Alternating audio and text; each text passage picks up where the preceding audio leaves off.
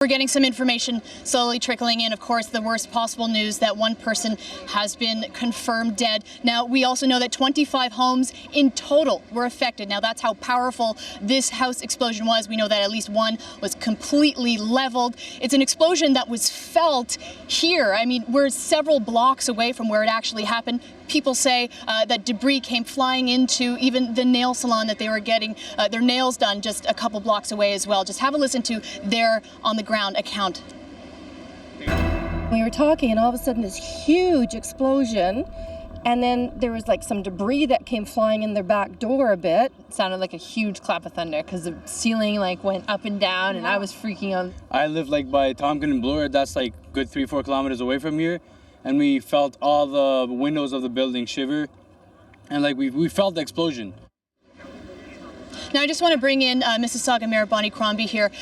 What is it that you wanted to get out there? Because now we have about 50 to 100 people that were displaced from their homes, also evacuated from the plaza here. So what did they need to know? What to do next? Well, certainly the situation is still being investigated. We've met with the residents who have been moved down to the end of their street.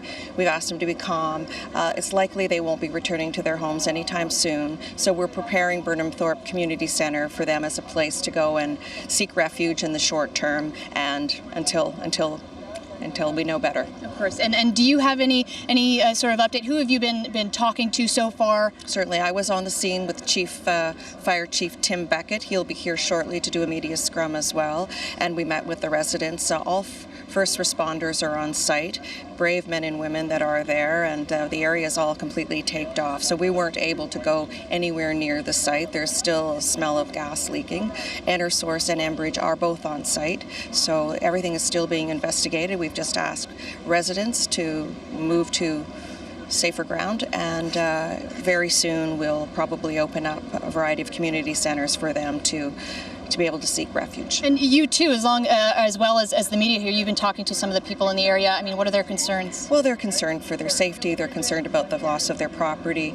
We have one unconfirmed that has fatality, but so far that's all we have, one unconfirmed fatality. I'm praying to God tonight that everyone was at work, and it'll just be property damage. I'm praying. Okay, thank you so much, Mayor Bonnie Crombie of Mississauga. Right now, I'll throw it back to you guys. We have a lot more information to come.